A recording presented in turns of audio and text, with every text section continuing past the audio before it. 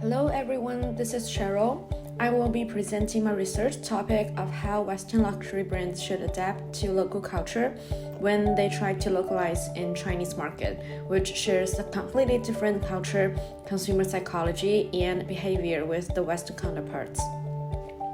As the emphasis of global luxury consumption is shifting eastward, Chinese consumers begin to gain a strong foothold in the luxury market. Let's look at some numbers.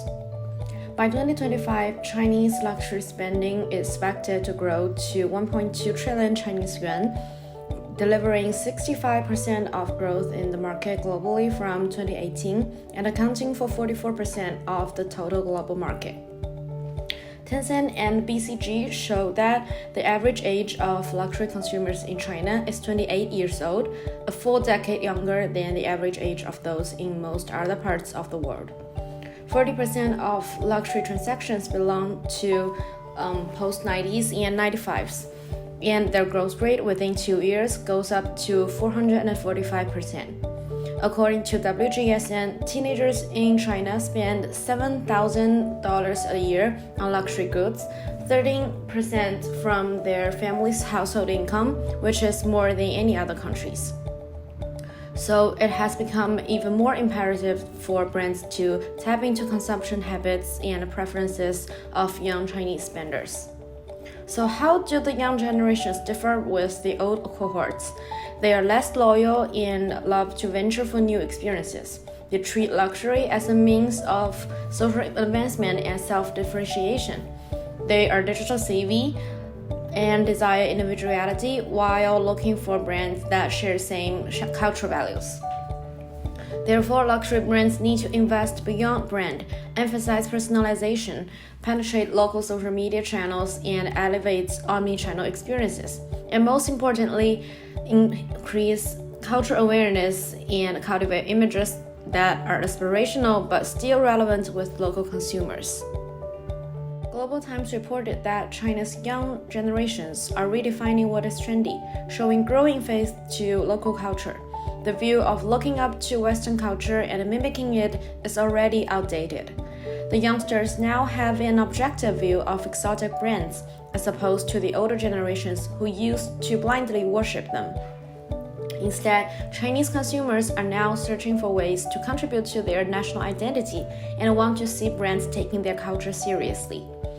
Brands need to be aware and ensure they are moving away from engaging with Chinese culture on a surface level, as now discerning consumers who demand authenticity will likely call this out and ignite a backlash. The Dolce & Gabbana incident is the perfect cautionary tale. They delivered a stereotyped Chinese girl in the marketing campaign and have been accused of insulting China in the Instagram chat with Diet Prada. Lots of people thought this incident was only happened almost 3 years ago, but just in this year, in 2021, Dolce & Gabbana closed 3 more stores in China and sued Diet Prada again for defamation. Luxury brands need to invest locally to create inspiration that is relevant and credible. An unsatisfying example would be Balenciaga's Chinese Valentine's Day collection in 2020, with marketing visuals created by a French artist and was criticized for being tacky and offensive. Burberry launched its Burberry Generation campaign by inviting China's creatives to reinterpret elements of the brand. The campaign was largely praised, and the hashtag of this event has now generated more than 8 million views on Weibo. WGSN also claimed that supporting local culture creators enables brands to create content that resonates with local communities, and interesting local partnerships are a way to inspire and facilitate newness that drives impulse buys.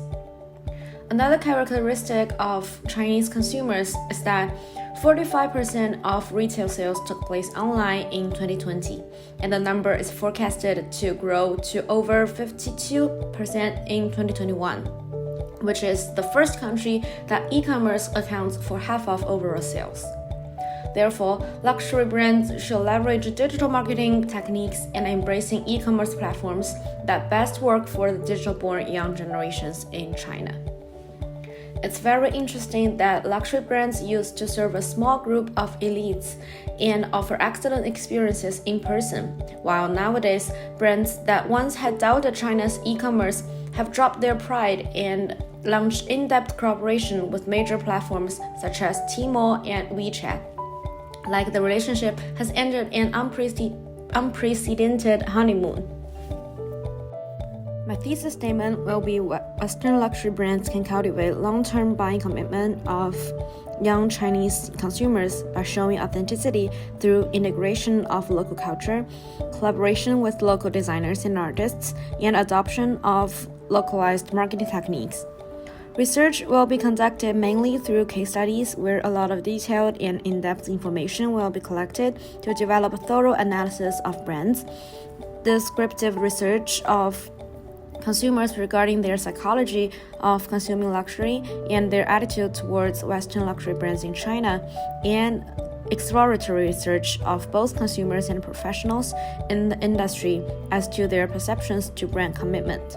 I hope that this research can provide suggested strategies for Western luxury brands to adapt to local cultural environments, avoid backlash of insensitivity that adversely influence brand reputation and word of mouth, and thus cultivate long-term commitment of young Chinese consumers.